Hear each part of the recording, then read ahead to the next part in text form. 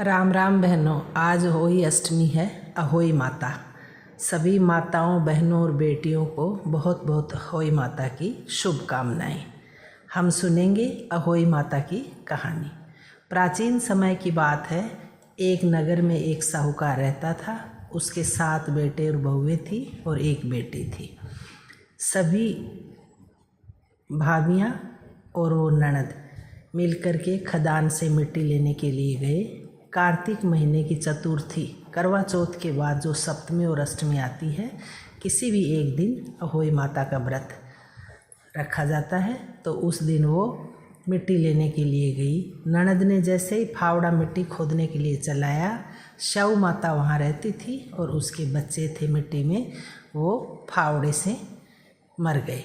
शव माता को बहुत दुख हुआ, वो नाराज़ हुई और उसने कहा, मैं तुम्हें श्राप दूंगी, तुम्हारी कोख बांध दूंगी। ननद घबरा गई और उसने अपनी भाभियों से कहा, आप मेरे बदले में कोख बंधवा लो। 6 भाभियों ने तो मना कर दिया। एक ने डर के मारे कि कहीं सास ननद नाराज़ न हो जाएं, उसने अपनी कोख बंधवा ली। कुछ दिनों के बाद सभी दुरानी जिठानियों के धीरे धीरे बाल बच्चे हो गए, ननद के भी हो गए और उसके बच्चे होते और अहोई अष्टमी वाले दिन ख़त्म हो जाते। ऐसे करते करते काफ़ी टाइम निकल गया। उसके 7 बेटे हुए और सारे ऐसे ही ख़त्म हो गए। एक दिन वह पंडित जी को बुलाकर पूछती है कि मेरे साथ ऐसा क्यों हो रहा है, मेरे बेटे होते और वो ख़त्म हो जाते अहोई माता के दिन। पंडित जी उसको कहते हैं कि अहोई अष्टमी के दिन आपकी कोख बांधी हुई है अहोई माता की, इसलिए आपके साथ ऐसा हो रहा है। आप अहोई माता का व्रत करो, पूजा पाठ करो विधि विधान से और क्षमा मांगो और गौ माता की सेवा करो, तो आपकी कोख खोल देगी अहोई माता। इस तरह वह सुन करके अहोई अष्टमी का जब भी व्रत आता था, पूजा पाठ करती विधि विधान से और गौ माता की खूब सेवा करती। एक दिन गौ माता ने पूछा, मेरे घर में जो बहुएं हैं वो तो नहीं करती और आप करती हो। अच्छे से वो गौ माता को नहलाती, हाथ फेरती, चारा डालती, गोबर उठाती, उसका ठाड़ बुहारती, तो आप क्यों करती हो? उसने बोला, माता मेरी ऐसे कोख बांधी हुई है शव माता की और मुझे पंडित जी ने बोला है ऐसा करने के लिए। तब वह गौ माता उसे कहती है, मांगो, क्या वरदान मांगती हो?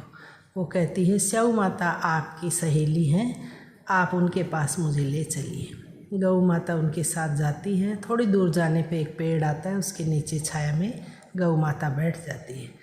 वहाँ से आगे समुद्र होता है और शव माता समुद्र के पार रहती है।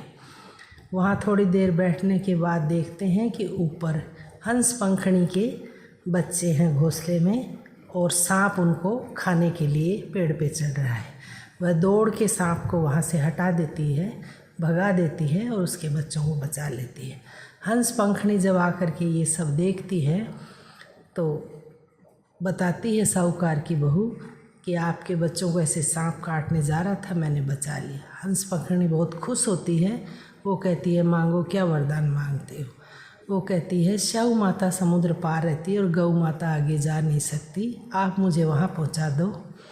हंस पंखड़ी ऐसा ही करती है, उसे ले जाती है अपने पंखों पे बैठा के और शव माता के पास छोड़ती है। शव माता के वह जाकर के पैर पकड़ती है तो शव माता कहती है, दूधो नहाओ, पूतो फड़ो, 7 बेटे हों 7 बहुएं आएँ।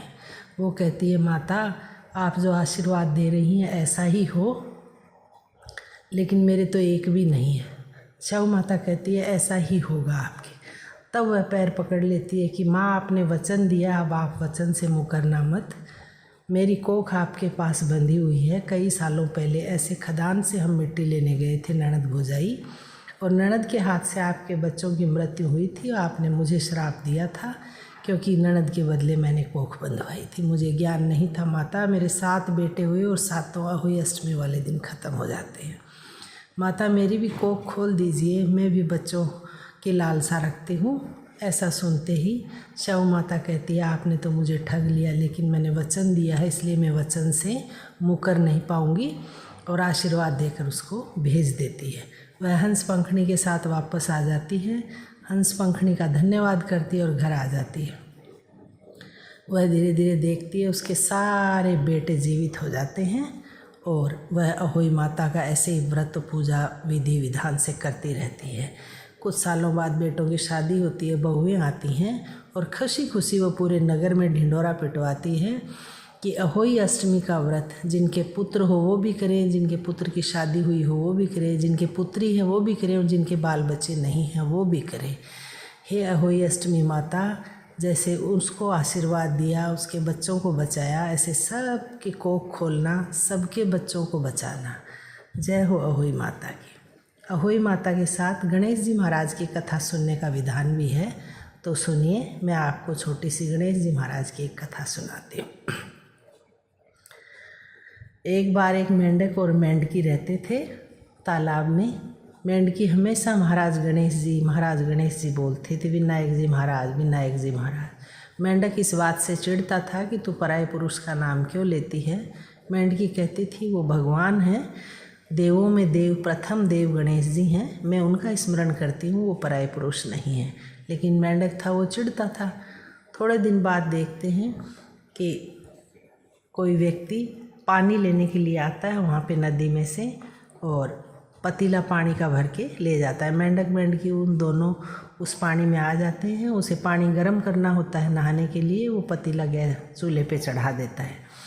थोड़ी देर बाद पानी उबलने लगता है तो मेंढक कहता है, मेंढकी, मरेंगे ऐसे तो हम इसमें से जल के, आज याद कर तेरे विनायक जी को, अगर सचमुच में विनायक जी महाराज हैं तो हमारी जान बचाएंगे। मेंढकी कहती है, हे भगवान गजानन गणेश जी महाराज, आज मेरी लिहाज रखो, मैं आपका हमेशा स्मरण करती हूँ और हमेशा इनसे गुस्सा सहन करती हूँ, क्योंकि ये मुझे डांटते हैं कि मैं पराये पुरुष का नाम लेती हूँ। अगर आज आप हमारी जान नहीं बचाओगे, नहीं आओगे, तो संसार में आपको कोई नहीं मानेगा और इनकी नज़रों में भी मैं झूठी बन जाऊँगी। भगवान गणेश जी अपने भक्तों की व्यथा होती है, प्रार्थना होती है, वो ज़रूर सुनते हैं। और उन्होंने ऐसा सुनते ही 2 सांड लड़ते हुए आए उनकी लीला से। उन्होंने पतीले के सींग लगा और वो पतीला गिर गया और मेंढक मेंढकी दोनों बाहर निकल गए, वापस नदी में चले गए। हे महाराज गजानन भगवान, सबकी रक्षा करना।